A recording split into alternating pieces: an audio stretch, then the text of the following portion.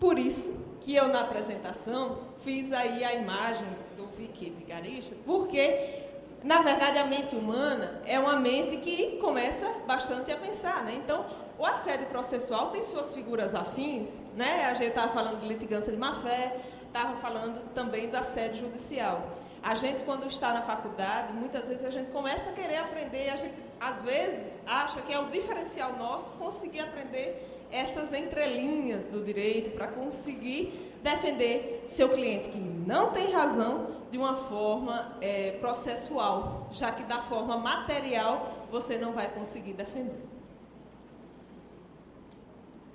Aí a primeira diferença que surge é assédio processual de assédio judicial. Vocês já ouviram falar nas duas figuras? Assédio judicial e assédio processual? Às vezes a doutrina utiliza uma palavra como sinônimo da outra, e na verdade uma é em sentido lato e a outra é em sentido estrito. Então, na verdade, quando vocês estão falando assédio processual, é o gênero no qual estão incluídos o assédio judicial em sentido, o assédio judicial e o assédio processual em sentido estrito. E qual daquelas duas imagens ali, aquelas primeiras imagens que eu botei no início da apresentação, caracterizaria o assédio judicial e qual seria o assédio processual em sentido estrito? Aquela primeira imagem do juiz, a utilização do estado juiz, ou seja, aquelas lides essencialmente temerárias e repetitivas, figuraria o assédio judicial. Essa necessidade, geralmente de grandes grupos, grandes associações, todas as entidades que se espalham por todo o país, de tentar utilizar a máquina do Poder Judiciário para causar, na parte contrária, uma necessidade muito grande, no mínimo, um dispêndio muito grande com assessoria jurídica em volta e por todo o país. E o assédio processual em sentido estrito, aquela segunda situação que eu mostrei com o carrinho de Rubinho. Era o quê?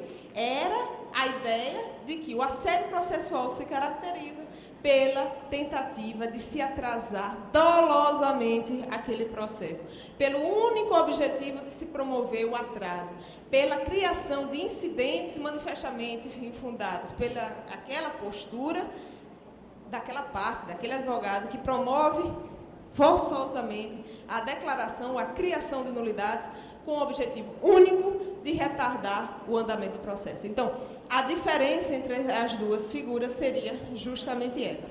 Uma, o assédio processual em sentido amplo, se dividiria em assédio judicial e assédio processual em sentido estrito, sendo o judicial a utilização do direito de ação e o assédio processual em sentido estrito ao exercício das demais faculdades processuais. A segunda diferença que eu venho falando desde o início da exposição.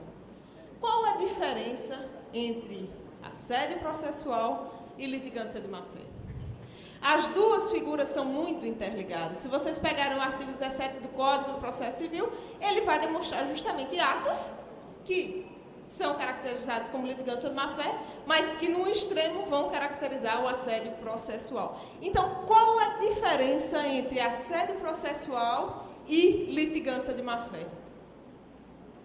A reiteração. A interposição de determinado recurso meramente protelatório, esse recurso pode caracterizar uma litigância de má-fé. Mas a utilização reiterada e abusiva de faculdades processuais com o único objetivo de promover as nulidades e o retardamento do andamento do processo, isso sim pode se configurar como assédio processual. Agora, é muito importante que vocês tenham em mente que uma coisa não exclui a outra. Ou seja, pode ocorrer que em determinado processo, a parte com aquele objetivo de retardar o andamento do processo, formule recursos, impugnações, arguições de nulidade, etc. Algumas dessas arguições podem até ter sido rejeitadas, porém, se a parte contrária suscitou eventual litigância de má-fé, naquele específico recurso, o juiz, o tribunal, pode ter entendido que não era causa de litigância de má-fé. Porque em cada caso concreto fica difícil a caracterização que seria litigância má-fé. Mas depois que aquele processo já está no final de sua execução, você vê a sequência de atos processuais. Então, a sentença já foi proferida, mas a parte entrou com exceção de pré-executividade, impugnação ao cumprimento de sentença, depois embargos à adjudicação, depois o mandado de segurança e uma diversidade de atitudes processuais que somente quando você vai chegando próximo ao final é que você percebe aquele intento inicial de retardar o andamento do processo. Ou seja, para você ser condenado em assédio processual, não está como se você estivesse protegido se no julgamento de algum daqueles recursos infundados que você entrou, o juízo ou o tribunal tem entendido que aquilo não era litigância má-fé. Por quê? Porque, como eu disse aí, o que caracteriza o assédio processual é a reiteração. Apenas com a reiteração se pode verificar se houve ou se não houve o assédio processual.